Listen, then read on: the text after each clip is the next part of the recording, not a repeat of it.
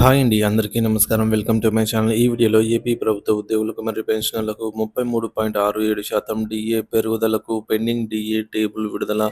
దీనికి సంబంధించిన పూర్తి తాజా సమాచారాన్ని వీడియోలో తెలుసుకుందాము. వీడియోని ఎక్కడే కానీ స్కిప్ చేయకుండా ఎండ్ వరకు చూడండి. ఇన్ఫర్మేషన్ పూర్తిగా అర్థమవుతుంది.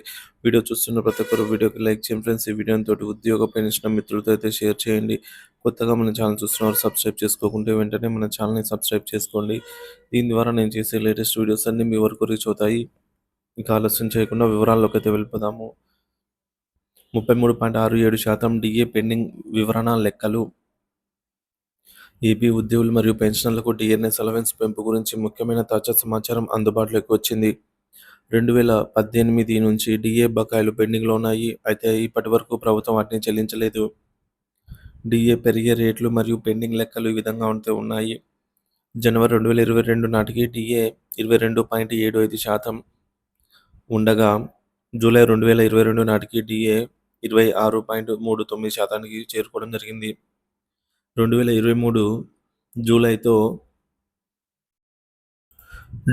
డిఆర్ శాతం వచ్చేసి 33.67% చేరుకోవడం జరిగింది. ప్రజెంట్ మనం తీసుకున్నటువంటి డిఆర్ ఇదే అండి. సో ప్రస్తుతం 2018 నుంచి 2023 వరకు 212 నెలల డిఏ బకాయిలు పెండింగ్లో ఉన్నాయి. 2024 జనవరిలో మరియు జూలైలో డిఏలు కలుపుకుంటే ఈ సంఖ్య మరింత పెరిగే అవకాశం ఉంది. ఏ బేసిక్ వారికి ఎంత డిఏ బకాయి పడింది ప్రభుత్వం అనేది చూద్దాము. ఇప్పుడు మనం తీసుకుంటున్నటువంటి డిఏ మరియు పెండింగ్ లెక్కలు ఈ టేబుల్లో అయితే చూడవచ్చు. బేసిక్ పే 19,600 ఉన్న వారికి 2023 డిఏని కలుపుకొని 7,668 రూపాయలు అయితే రావడం జరుగుతుంది.